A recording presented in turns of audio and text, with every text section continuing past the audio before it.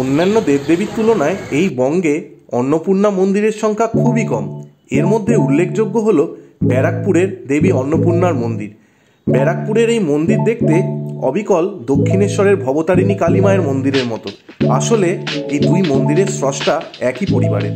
ব্যারাকপুরের অন্নপূর্ণা মন্দির নির্মাণ করিয়েছিলেন রানী রাসমণির কনিষ্ঠা কন্যা তথা মথুরমোহন বিশ্বাসের পত্নী শ্রীমতী জগদম্বা দেবী। ব্যারাকপুর স্টেশনে নেমে টোটো করে এই মন্দিরে আসা যায়। মন্দির প্রবেশের সময় ভোরবেলা 5টা থেকে দুপুর 1:30 এবং বিকেলে 4টে থেকে সন্ধ্যে 8টা পর্যন্ত। ব্যারাকপুরের এই শিবশক্তি অন্নপূর্ণা মন্দিরটি নির্মিত হয়েছিল দক্ষিণেশ্বরের মন্দির নির্মাণের ঠিক 20 বছর পর। কথিত আছে 1847 সালে রানী রাসমণি তার জামাই মথুরমোহন বিশ্বাস, আত্মীয় স্বজন এবং অন্যান্য দাসদাসীদের নিয়ে বজরায় করে কাশী যাত্রা করেছিলেন।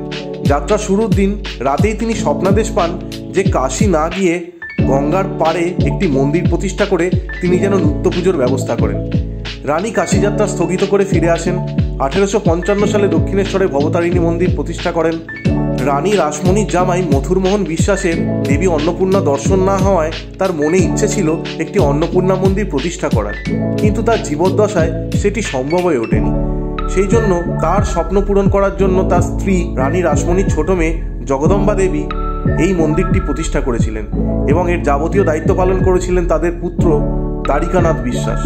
সেই সময় এই মন্দিরটি তৈরি করতে খরচা হয়েছিল প্রায় 3 লক্ষ টাকা। মন্দিরের মূল প্রবেশপথ পূর্ব দিকে পঙ্খের কাজযুক্ত 9টি চূড়া বিশিষ্ট নবরত্ন মাতৃ মন্দির, 6টি 8চালা শিব মন্দির রয়েছে, 2টি নহবতখানা, নাট মন্দির, ভোগের ঘর, গঙ্গায় স্নানঘাট ইত্যাদি রয়েছে।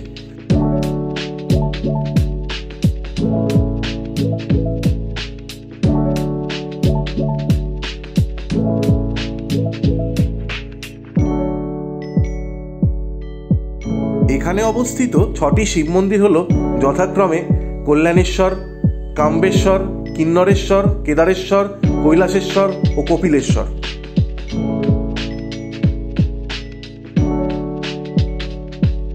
মন্দিরের গর্ভগৃহে অধিষ্ঠিত শিব ও অন্নপূর্ণার অষ্টধাতুর বিগ্রহ। মন্দিরের তোরণদ্বারে একটি সিংহমূর্তি স্থাপিত রয়েছে। কথিত আছে এই সিংহমূর্তি নিয়ে তৎকালীন ব্রিটিশ শাসকদের সঙ্গে বিবাদ সৃষ্টি হয়েছিল। ওই সিংহমূর্তিটি তোরণ থেকে সরিয়ে নেওয়ার জন্য নানাভাবে চাপ সৃষ্টি করা হয়েছিল, কারণ ব্রিটিশদের দাবি ছিল যে সিংহ তাদের রাজশক্তির প্রতীক। এই বিবাদ আদালত পর্যন্ত গড়ায় এবং আইনি লড়াইয়ে জয় হয় রাসমণি পরিবারের। ঠাকুর শ্রী শ্রী রামকৃষ্ণ পরমহংসদেব মোট 4 বার এই মন্দিরে এসেছিলেন।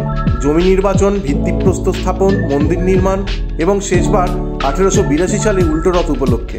অন্নপূর্ণা পুজোর সময় এখানে অন্নকূট উৎসব হয় এবং বিরাট তার আয়োজন। আপনারাও কখনো আসুন, ঘুরে যান এই মন্দিরটি, আশা করি খুবই ভালো লাগবে।